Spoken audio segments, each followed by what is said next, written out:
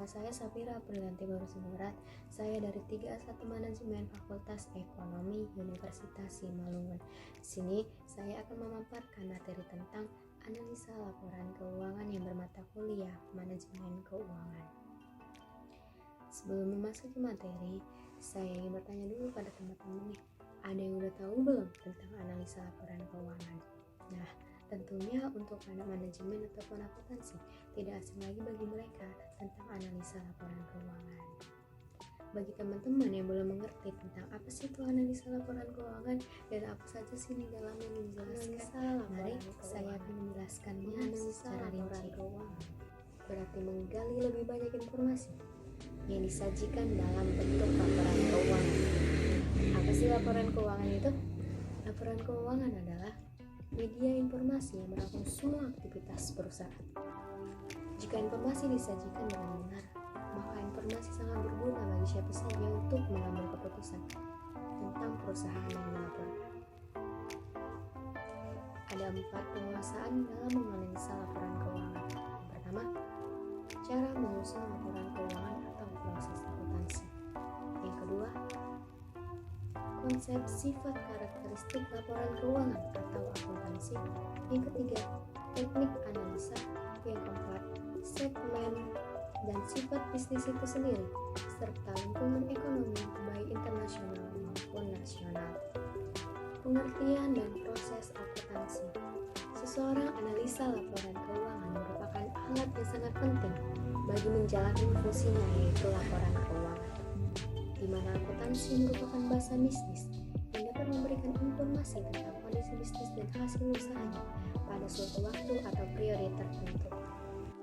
Beberapa prosedur akuntansi sebagai berikut. Yang pertama, transaksi atau bukti adalah kejadian yang dapat mengubah posisi keuangan mulai dari aset, hutang, modal, hasil usaha, perusahaan atau lembaga.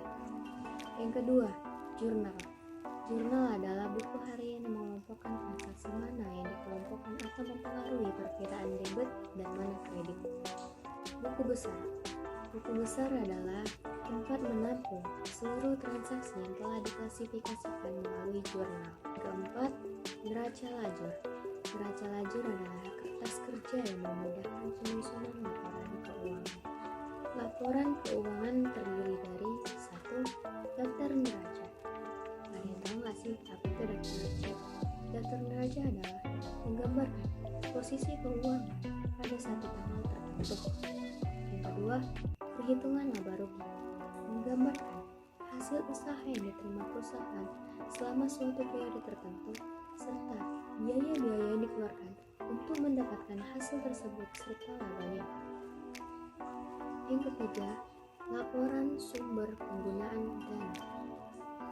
Di sini dimuat sumber penggunaan dana dan pengeluaran perusahaan selama satu periode. Dana bisa diartikan kas, bisa diartikan juga modal kerja. 4. Laporan arus kas. Laporan ini merupakan ikhtisar arus kas masuk dan arus kas keluar yang dalam format laporannya terbagi menjadi beberapa kelompok kegiatan. Yang pertama, kegiatan operasi. Yang kedua, kegiatan investasi. Yang ketiga, kegiatan pembiayaan. Keterbatasan laporan keuangan. Yang pertama, adanya laporan yang sudah lewat tidak dianggap pelanggaran saat ini. Yang kedua, kepentingan pihak berbeda-beda, sedangkan dalam menyajikan laporan keuangan kepada semua pihak, bukan pihak tertentu. Yang ketiga, adanya perkembangan pada penyusunan laporan keuangan. Akibatnya, terjadinya perubahan angka pada laporan neraca maupun laba rugi. Yang keempat, bersifat konservatif. Yang kelima, menggunakan istilah-istilah teknis.